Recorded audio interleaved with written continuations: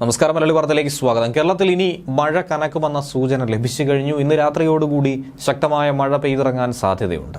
കേന്ദ്ര കാലാവസ്ഥാ വകുപ്പിന്റെ മുന്നറിയിപ്പ് അനുസരിച്ച് സംസ്ഥാനത്ത് ഇന്ന് മഴ ശക്തമാകുമെന്നാണ് പറയുന്നത്. വരുന്ന 3 മണിക്കൂറിൽ ഇടുക്കി, എറണാകുളം, തൃശൂർ ജില്ലകളിൽ ഒറ്റപ്പെട്ടയിടങ്ങളിൽ ഇടിമിന്നലോടുകൂടിയതോ നേരിയതോ മിതമായതോ ആയിട്ടുള്ള മഴയ്ക്കും മണിക്കൂറിൽ 40 കിലോമീറ്റർ വരെ വേഗതയിൽ വീശിയടിച്ചേക്കാവുന്ന ശക്തമായ കാറ്റിനും സാധ്യതയുണ്ടെന്നാണ് കേന്ദ്ര കാലാവസ്ഥാ വകുപ്പിന്റെ മുന്നറിയിപ്പ്. ഇന്ന് നാളെയുമായി വിവിധ ജില്ലകളിൽ കാലാവസ്ഥാ വകുപ്പ് ഇതിന്റെ ഭാഗമായി യെല്ലോ അലർട്ട് പ്രഖ്യാപിച്ചു കഴിഞ്ഞു. ഒറ്റപ്പെട്ട ശക്തമായ മഴയ്ക്കുള്ള സാധ്യതയാണ് ഇതിലൂടെ പറയപ്പെടുന്നത്. 24 മണിക്കൂറിൽ 64.5 മില്ലിമീറ്റർ മുതൽ 115.5 മില്ലിമീറ്റർ വരെ മഴ ലഭിക്കുന്ന സാഹചര്യത്തെയാണ് ശക്തമായ മഴ എന്നതുകൊണ്ട് അർത്ഥമാക്കുന്നത്.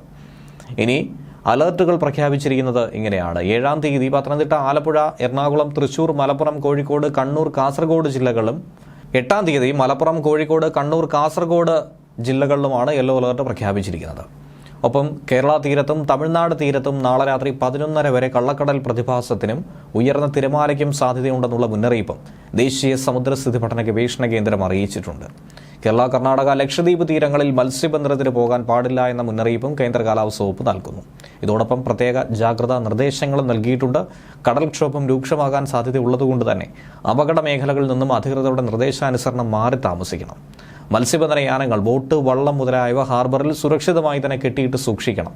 വള്ളങ്ങൾ തമ്മിൽ സുരക്ഷിത അകലം പാലിക്കുന്നത് കൂട്ടിയിടിച്ചുള്ള അപകട സാധ്യത ഒഴിവാക്കും. മത്സ്യബന്ധന ഉപകരണങ്ങളുടെ സുരക്ഷയും ഉറപ്പാക്കണം.